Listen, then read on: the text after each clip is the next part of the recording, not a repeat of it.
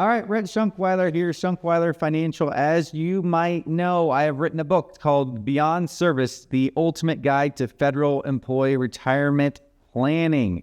And I like to give some additional snippets along the way to say, hey, federal benefits can be very, very complex, and what can we do to make them simple? And what can we do to add additional value to you so it does not have to be so complex? So hopefully this quick video here gives you a little bit of ideas on what you can do or how it might be helpful in regards to FERS survivor benefits. So while employed, if someone passes away or the federal employee passes away with less than 10 years of service, they will receive, the survivor was going to get a lump sum plus 50% of their final salary or high three if that is greater. On top of that, they will also get any Social Security that is payable. Now, if they have 10 years of service or more as a federal employee when they pass away, they're going to also get a lump sum plus get a lump sum of 50% of their final salary or high three if that is greater, plus an additional 50% of the FERS survivor benefit, plus supplement until age 60 or any Social Security that is payable. So obviously, much more benefits, much more payable amounts if they have 10 years of service or more, and something happens to that federal employee, or if you're the federal employee, something happens to you while you are currently working.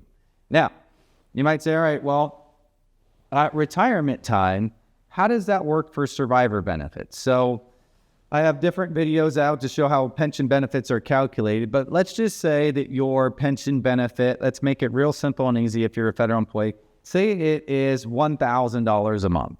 And you'd say, well, I'm married and I need to make sure that my spouse gets something if I happen to pass away. So what you can do is you can say, hey, I can give really up to 25% as a benefit for 5%. So instead of getting $1,000 a month, if you subtract 5% off of that, you get $950 a month.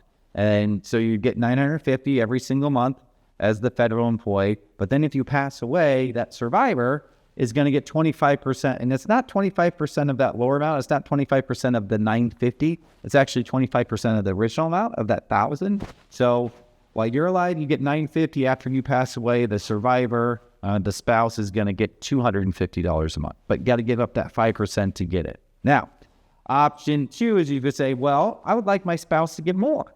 And if you want your spouse to get more, you can actually give up 10%. So instead of getting $1,000 a month, you'd actually get $900 a month. And then after you pass away, if your spouse is still around, the spouse is going to get 50% once again of that original starting amount. So they would get $500 a month compared to $900 a month. So you might say, all right, well, what if my spouse passes away first? So let's just say I was getting the $900 a month. I wanted to give my spouse 50%, and then my spouse passes before me.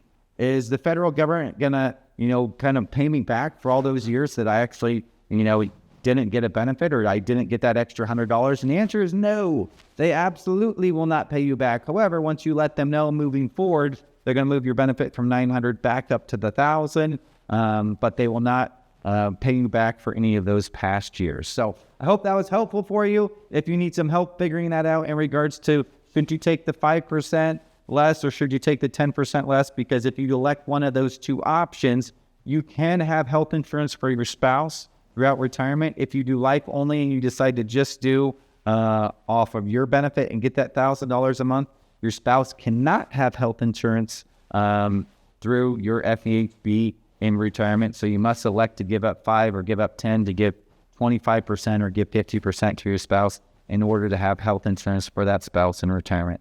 If you need help figuring that out or would like to have help on that calculation, click the link below as we can help you out do that. Or to get the Show Me the Money free report, go ahead and click on that and we'll be chatting soon.